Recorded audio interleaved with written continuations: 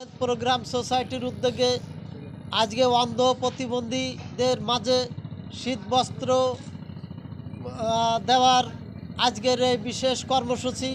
মঞ্চে উপস্থিত আছেন সম্মানিত সভাপতি, মঞ্চে উপস্থিত আছেন সিনিয়র সাংবাদিক জনাব মোহাম্মদ ফরহাদ কাদির, উপস্থিত আছেন জাহিদুজ্জামান সাহেব, উপস্থিত আছেন তহিদুজ্জামান সোহাগ, উপস্থিত আছেন সাবেক ইউপি সদস্য মাহফিজ মেম্বার, উপস্থিত আছেন আজিমুদ্দিন শেখ, উপস্থিত আছেন ইউনিয়ন বিএনপির সাধারণ সম্পাদক জনাব সাইফুল ইসলাম মোড়ল, উপস্থিত আছেন সংস্থার মহাসচিব জনাব আয়শা সিদ্দিকা, উপস্থিত আছেন আমাদের ক্যাম্প ইনচার্জ জনাব মোহাম্মদ নুর আলম ভাই, উপস্থিত আছেন অত্র অঞ্চলের দূর দূরান্ত থেকে আগত যারা কষ্ট করে এসে আমাদের এই প্রতিষ্ঠানকে মূল্যবান জানিয়েছেন, মূল্যায়ন করেছেন।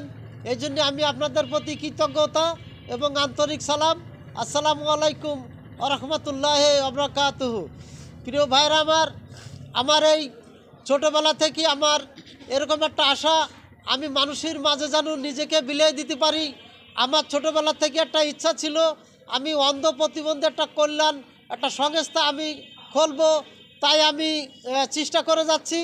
আমার ইচ্ছা, আমি মসজিদ মাদ্রাসা তথা শিক্ষা অঙ্গনের সেবা দান করে দিয়ে যাব, আমি দিয়ে যাচ্ছি। আমি মল্লিকপুর হাফেজিয়া মাদ্রাসা সাধারণ সম্পাদক, আমি দুই একটা ক্লাবের প্রতিষ্ঠাতা আমি করেছি।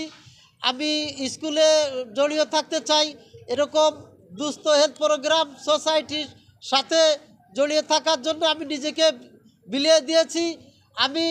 আমার উদ্দেশ্য অন্ধ প্রতিবন্ধী যারা অসহায় নির্যাতিত, যাদের কোনো অস্তিত্ব নাই, ঠিকানা নাই, যাদের বিত্তশীল ব্যক্তিরা যাদেরকে চোখে দেখে না, আমি তাদের জন্য নিজেকে উৎসর্গ করে দিয়েছি। আপনারা অন্ধ প্রতিবন্ধী যারা অসহায় নির্যাতিত, আমি আপনাদের এই জীবন থেকে শেষ জীবন পর্যন্ত আমি আপনাদের পাশে আমি ইনশাল্লাহ থাকব। আমি যতদিন বেঁচে থাকব, এখন থেকে শুরু করে আপনারা যতদিন বেঁচে থাকবেন, আপনাদের মাঝে আমি নিজেকে আমি সর্বক্ষণিক বিলিয়ে দিতে পারি। এই সংস্থা সারা বাংলাদেশব্যাপী ইতিমধ্যে আমাদের কয়েকটা উপজেলায় সংস্থা গঠিত হয়েছে। আমাদের কেন্দ্রীয় কমিটি এইটা, আমাদের হেড অফিস হবে ঢাকা। আমরা সারা বাংলাদেশে, শুধু এই থানায় নয়, সারা বাংলাদেশে আমাদের এই দুস্থ হেলথ প্রোগ্রাম কার্যক্রম শুরু হবে। আপনাদের আশীর্বাদ এবং দোয়া থাকবে।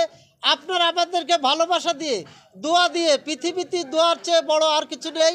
আপনারা শুধু দোয়া দেবেন। আমি যদি 1 টাকা ইনকাম করি, তার 8 আনা আমি আপনাদের মাঝে বিলিয়ে দেব। আমার আরও ইচ্ছা আছে, যারা 2 পা পুরো চলতে পারে না, যাদের টোটালে অসহায়, হাত দিয়ে তার পিতা মাতা, তার সন্তানেরা যেমন বাথরুম প্রস্রাবখানা নিয়ে যায়, আমার ইচ্ছে আছে বড় একটা গোডাউন করে আমি সেই গোডাউনের ভিতর সুন্দর থাকার ব্যবস্থা করব। ওইখানেই প্রস্রাব বাথরুমের ব্যবস্থা করব। আমাদের যারা 1 পা আছে, শুধু সেইটি বাদ পাক করে 2 পা আলারে খাওয়াবে, এরকম একটা বড় প্রতিষ্ঠান আমি করব, বড় ঘর বানাবো, তার বড় প্রতিষ্ঠান করব, তারা পাক করে খাওয়াবে। মানে অবহেলিত যে সন্তানেরা, যার আপনি একটা মাস যদি বিছানায় শুয়ে থাকেন, দেখবেন আদরের সন্তানেরাও একদিন তার সাথে খুব খারাপ ব্যবহার করে। আমার তখন খুব খারাপ লাগে। একটা পিতা যার 10 মাস 10 দিন একটা মা গর্ভধারণ করে, সেই মা যদি মাত্র 2 সপ্তাহ বিছানায় পড়ে থাকে, প্রস্রাব বাথরুম যখন বিছানায় করে, দেখবেন নিজের সন্তানেও ওই মারে ভালো চোখে দেখে না। ওই মারে ভাত দেয়, এরকম প্লেটটারে ফিকে মারে যে আপনি এভাবে খান, আপনি প্রস্রাব করবেন, আপনার প্রস্রাব বাথরুমে যাওয়ার জন্য যে কষ্ট হয়, 2 দিন 5 দিন আপনার ঘাড়ে হাত দিয়ে বাথরুমে নিয়ে যাবে, 10 দিনের দিন কিন্তু আপনাকে নিতে চাবে না। আমি ওই ব্যক্তিটার জন্য যেন নিজেকে উৎসর্গ করে দিতে পারি, যার একদম অসহায়, বিকলাঙ্গ, প্রতিবন্ধী, যার চলার কেউ নাই, আমি যেন তার পাশে থাকতে পারি, এই ইচ্ছা আমার। আপনারা আমাকে সহযোগিতা করবেন। এই বলে আমি আমার বক্তব্য শেষ করে, যেহেতু সন্ধ্যা ঘনিয়ে আসছে, তাই মানুষগুলো বসে আছে, আমি এখনই আমার কার্যক্রম শুরু করব। এই বলে আমি আমার বক্তব্য এখানে শেষ করলাম। খুদা হাফেজ।